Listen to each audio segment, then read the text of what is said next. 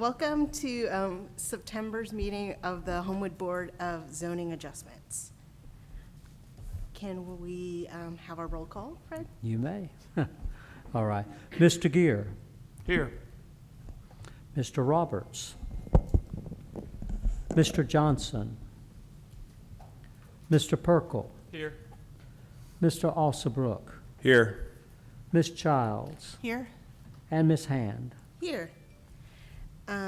We do not currently have the minutes for August. We'll have that next week to go over and approve. And on to communications from me and from the vice chair. Today, we are not going to be hearing the Malaga house property. If you're here for that, we apologize for the inconvenience, but it should be on our next meeting. Thanks. Do you have any communications, Mr. Perkle? I did not. Thank you. And we do not have any old business, so let's go on to new business. You'll hear from SV-23-09-01410 Devon Drive. If you're here to speak, come up, sign in, share your name and address.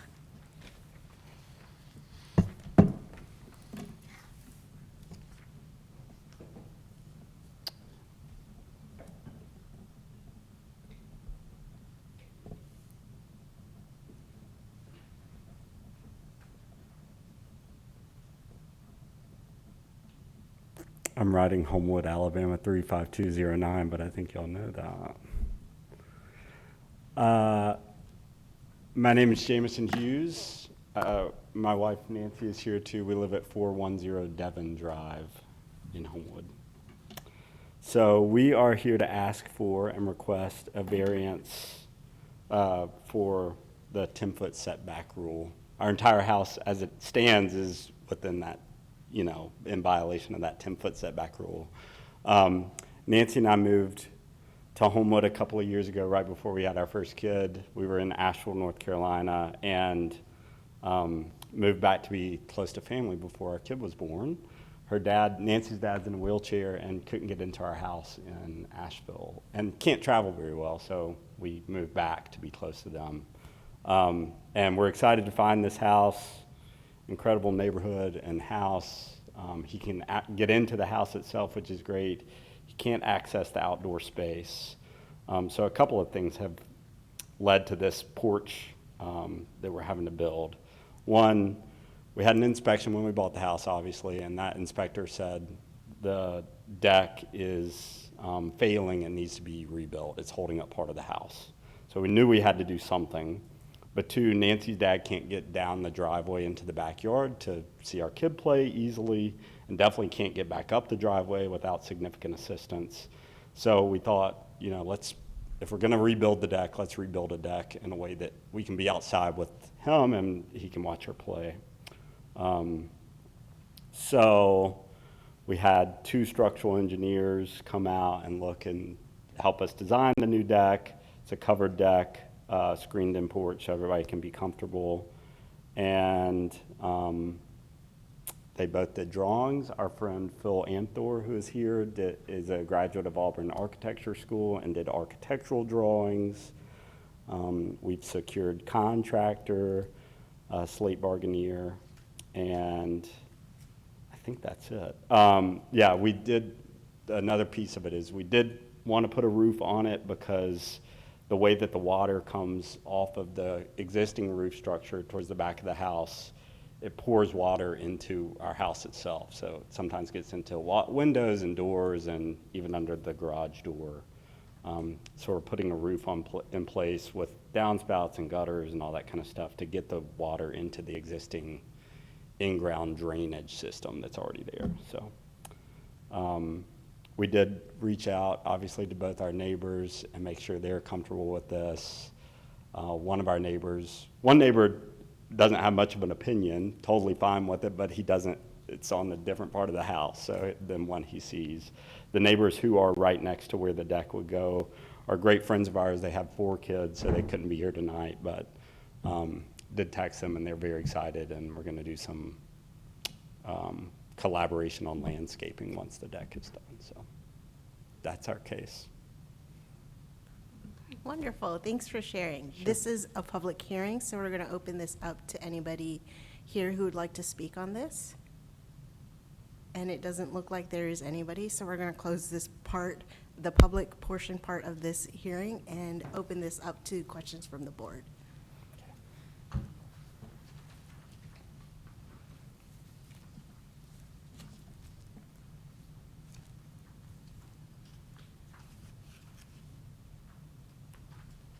Could you just confirm what I'm seeing here on the drawings is, as far as the side of the house that you're building the deck on, you're not encroaching any further outside the existing footprint of the house, is that correct? Correct. We've designed the deck where it's tucked into the corner of the house, the footprint of the house, so that you can't see it if you're looking down the side of the driveway. So it doesn't expand beyond the current, footprint, as you said. Thank you. Sure.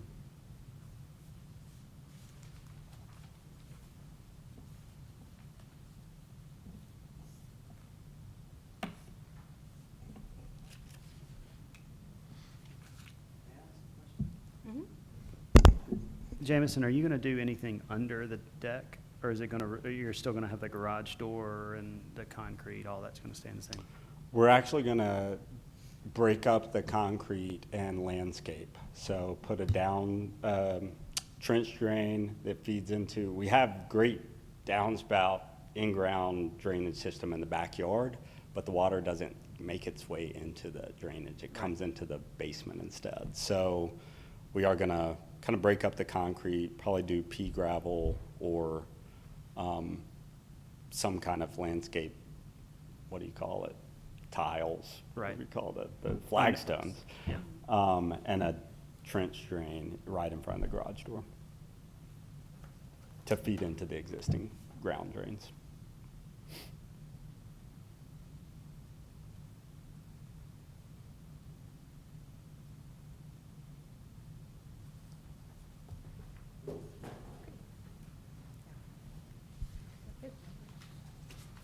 Move we vote on case number SV 230901. I'll second. All right. Mr. Gear, Yes. Mr. Perkel, Yes. Mr. Alsabrook, Yes. Ms. Childs, Yes. and Ms. Hand. Yes, your request for variance has been approved, and you have 180 days to pull your permit. But this hearing does not necessarily mean that you will receive your permit. Okay, that's good. Thank you. Thank you very much. Appreciate y'all. Next up, we have BZA case SV-23-09-03, 104 Edgeview Avenue.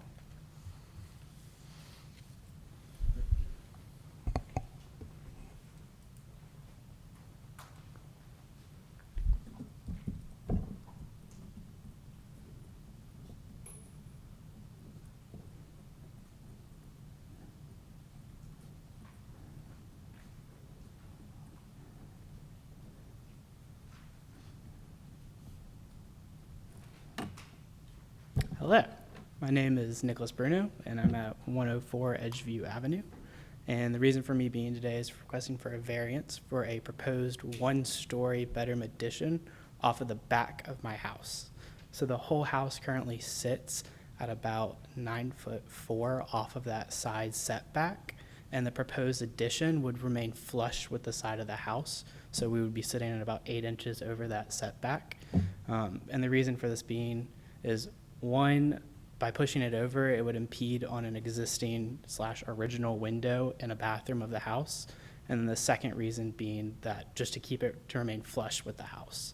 I would like to add that although this is a renovation, it's more of a restoration, in my opinion. The house is, approaching on 90-something years old, and almost all of it is still in its original integrity. And so I'm trying to remain as true as possible to what the initial intent could be.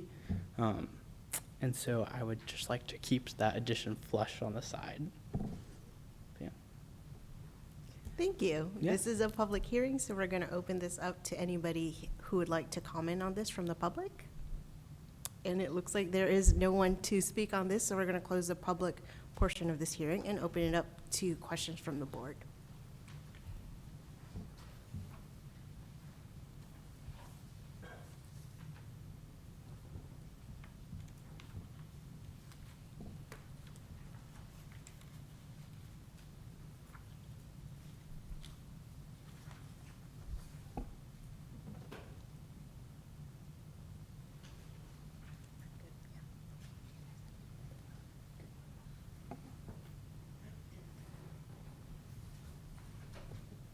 I move we vote on case number SV 230903.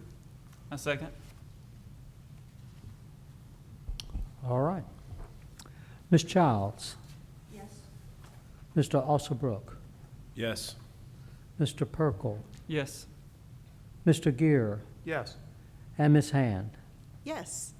Your request for variance has been approved, and you have 180 days to pull your permit, and this does not necessarily mean that you will get your permit. Thank you.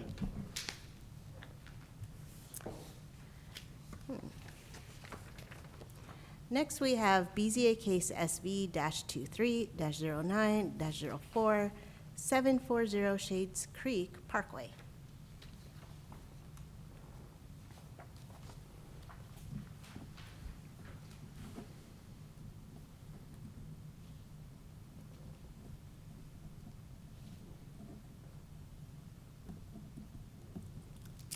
Good evening. I'm David Silverstein, 1316 Dunstan Avenue, with the Five Stone Group, the developer of 740 Shades Creek Parkway.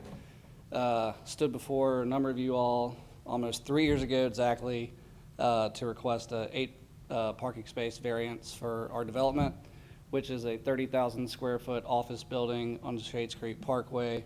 We're able to, because the site is challenged and logistically it's very tight, so we tried to optimize the area for the improvements to the building, which is 30,000 square feet, as well as the topography challenges. We were only able to provide 82 parking spaces. I would like to point out that we've negotiated and entered into a cross-parking agreement with the Shades Valley Evangelical Lutheran Church to provide 16 of those spaces, and there's also ample parking around the church that is not utilized during normal business hours. Church uses the parking for Wednesday nights and Sundays, which are not normal business hours. So again, this was approved 3 years ago. So we're just coming back before you all today. We were not able to pull our permits within the 180-day ordinance period due to COVID, increase in construction costs, increase in financing costs, et cetera. So just coming back for you for the exact same request for a 8 parking space variance. Great, thank you. Because this is a public hearing, we are now opening this up to the public for any comments. And it looks like there is no one again to comment on this case. So we'll close this portion and open it up to the board for questions. May I make a quick comment? Yes, please. The parking spaces that they have an agreement, a cross-parking agreement to use aren't within the 150 feet that the ordinance requires. Otherwise, they would have plenty of parking, but that's the reason they need the variance, is because those parking spaces are too far away. Great, thank you. I just wanted you to have that piece of information. I move we vote on case number SV 230904. A second. All right. Mr. Gear? Yes. Mr. Perkel? Yes. Mr. Alsobrook? Yes. Ms. Childs? Yes. And Ms. Hand? Yes, your request for variance has been approved, and you have 180 days, as you know, to pull your permit. Thank you all. Thank you. Good to see y'all. Last but not least, we have BZA case SV-23-09-05, 304 Columbiana Road.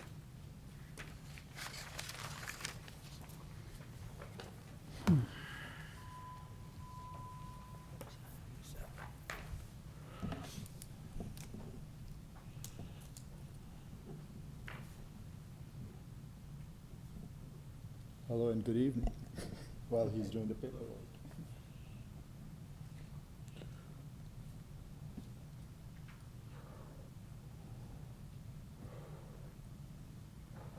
Good evening. I'm Andrew Grundy, representative of 304 Columbiana Road. This is Zishan Yusuf. He is the owner of Sean Cam Nyla, current owner of the property at 304 Columbiana Road. We come before you to seek a variance of 9 parking spaces. in order to make a improvement to the current building. We're currently converting the current Old Nina's Cleaners into the Los Valedores restaurant instead of just taco truck. I think our track record's been pretty good for taking 2 blights in Homewood and making them pretty. We've done everything the city has asked of us thus far, and I would love to put more parking spots there, but the lot simply does not allow so. We currently have 20 engineered in the engineered drawings with ample handicap space, and it should be sufficient.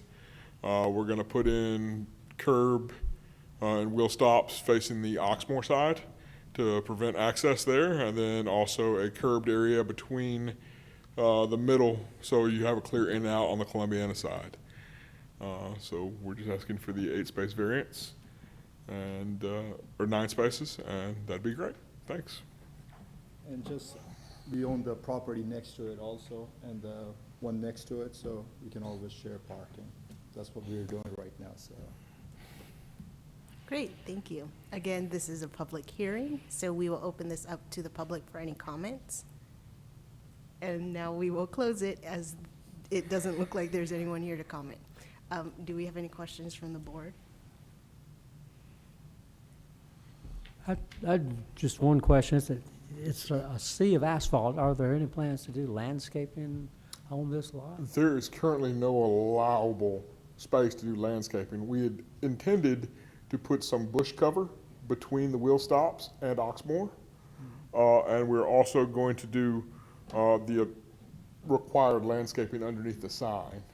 And then also we'll have a natural barrier facing the apartments between our lot and theirs. Fence barrier. It's, I found a hard time posting the property. There wasn't any ground to stick it into. That's why I'm asking. We just don't want to end up like Carrabba's on 280 and put the trees on our roof, but That's all right. Well, there's an alternative. Yeah.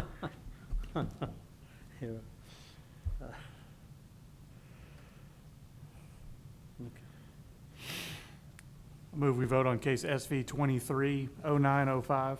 A second? All right. Ms. Childs? Yes. Mr. Alsabrook? Yes. Mr. Perkel? Yes. Mr. Gear? Yes. And Ms. Hand? Yes, your request for variance has been approved, and you have 180 days to pull your permit, and that does not necessarily mean that you will get your permit. perfect. Thank you. Thank you Thank very you so much. Thank you. Great. So that ends our cases. Mr. Smith,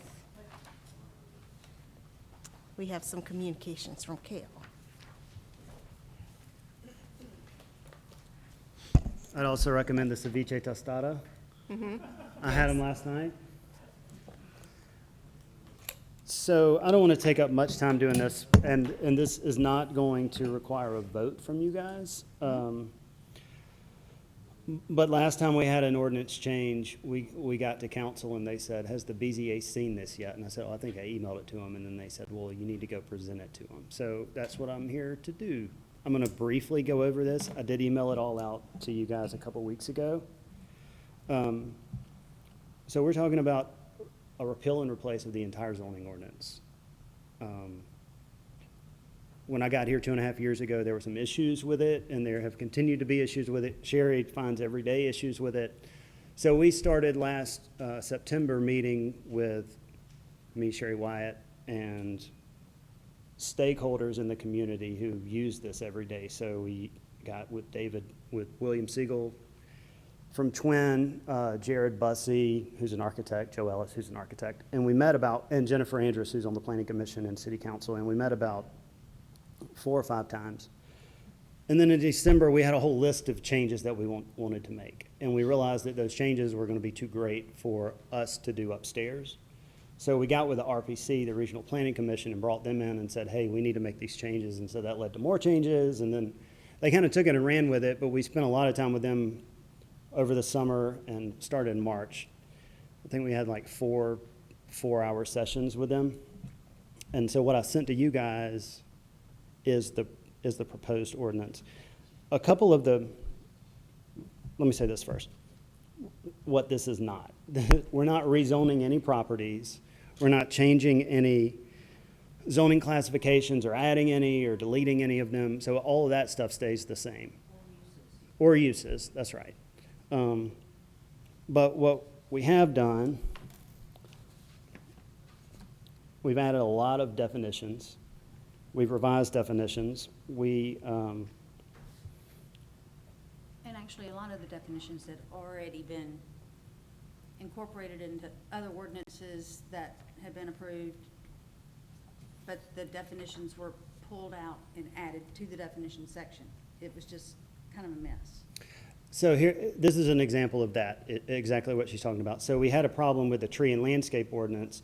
We were actually in the middle of doing the fence ordinance, so we added some definitions into the fence ordinance, which would go into the zoning ordinance. And so now when people have questions about the tree ordinance, we have to send them the stormwater ordinance, the fence ordinance, and just tell them to figure it out. So what we asked the RPC to do was That's what we did. reformat all of the existing ordinances that are out there into one document. Do an audit of previous ordinances. We had had problems in the past with knowing what was the most recent one. So like West Homewood is the good example. It got passed in 2015. In 2019, there was a revision. In 2023, there's been a revision. And so we have to send all of those to the people that do work in West Homewood.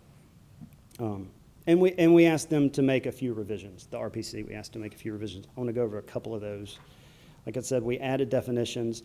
We changed some language to modernize it. So for instance, instead of saying church, we now say place of worship.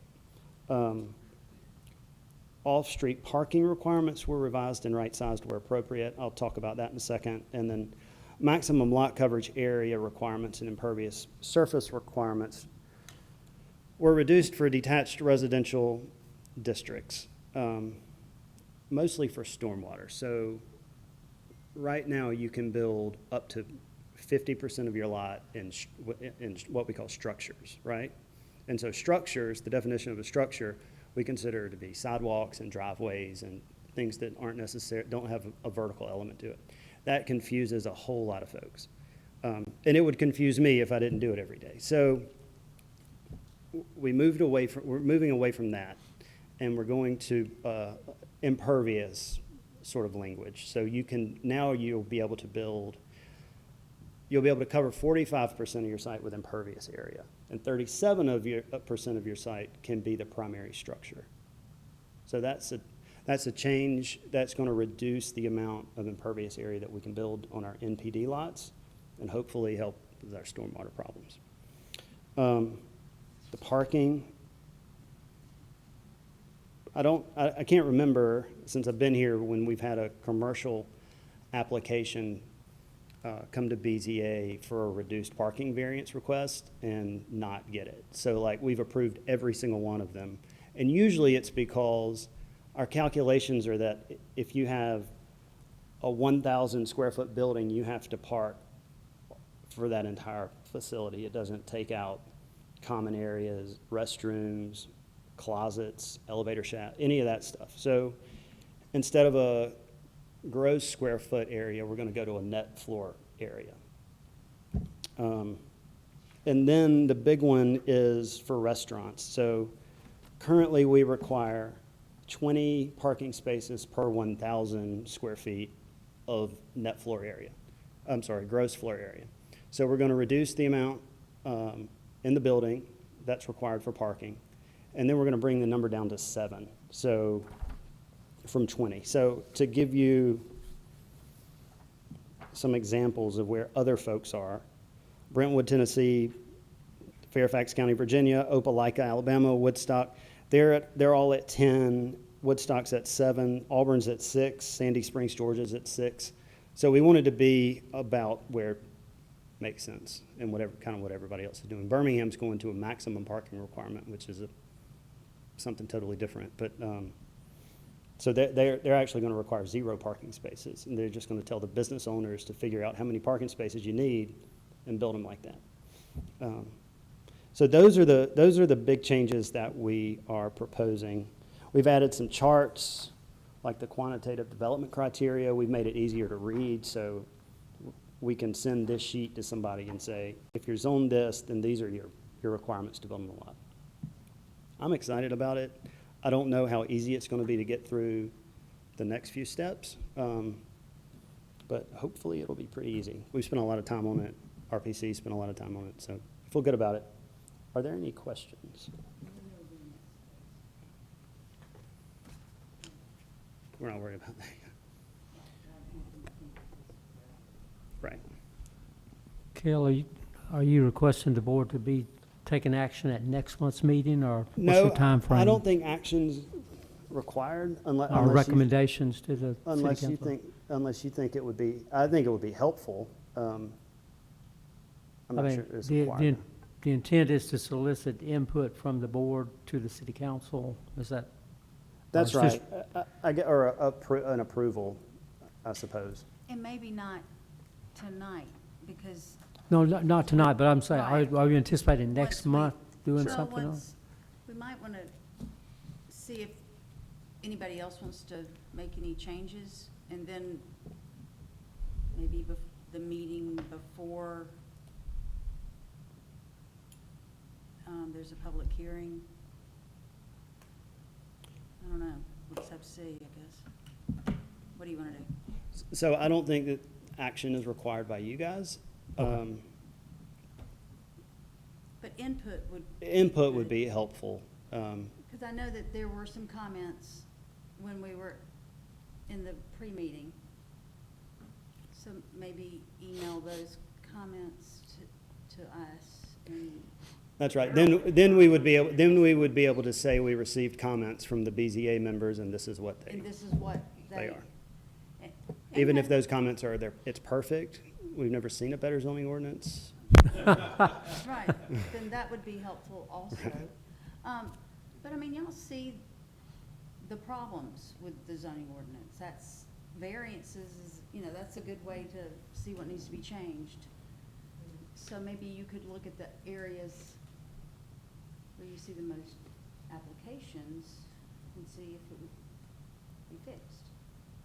Is there anything in here that you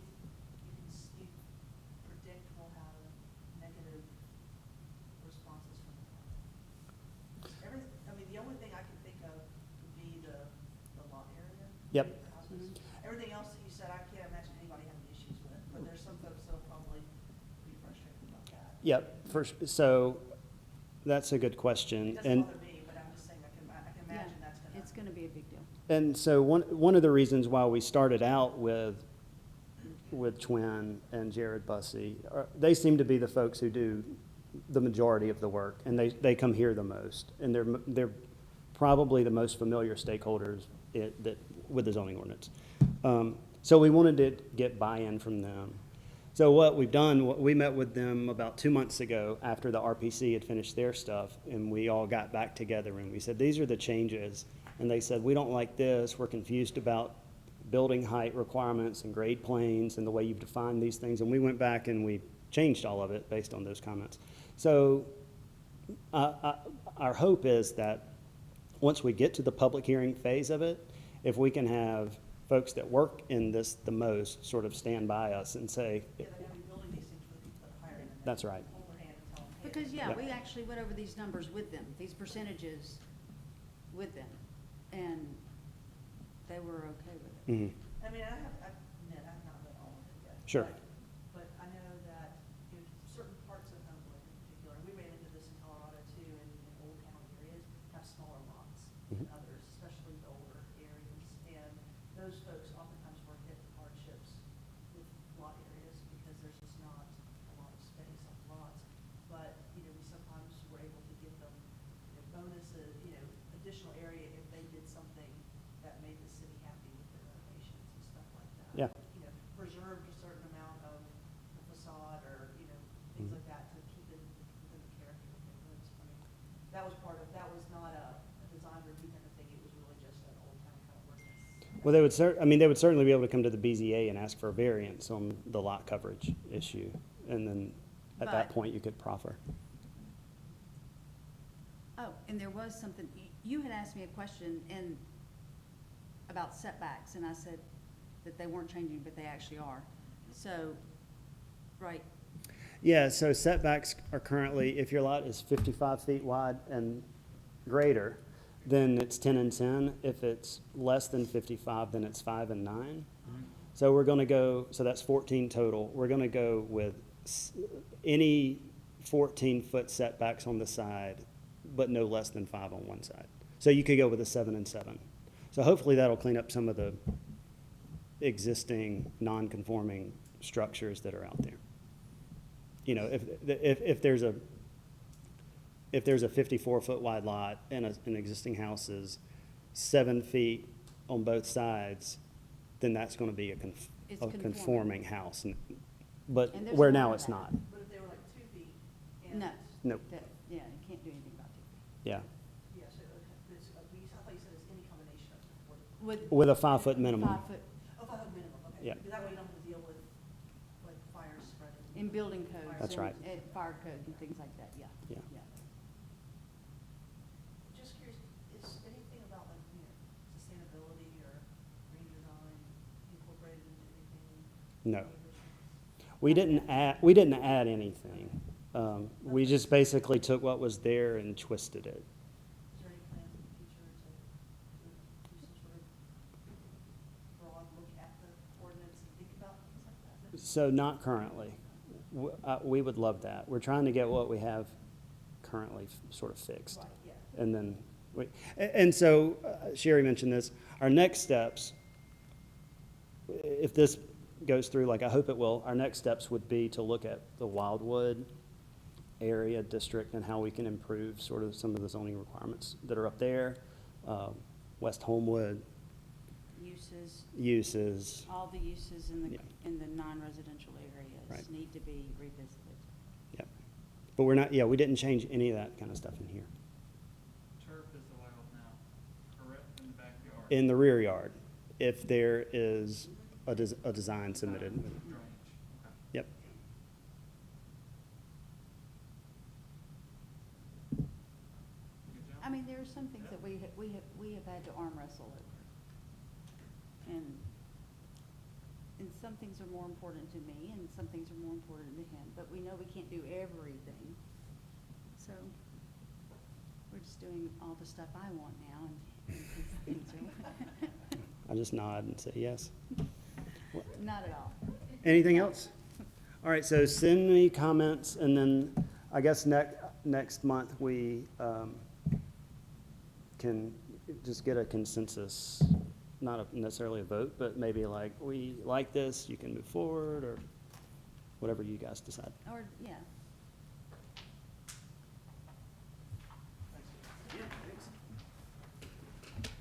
Thank you.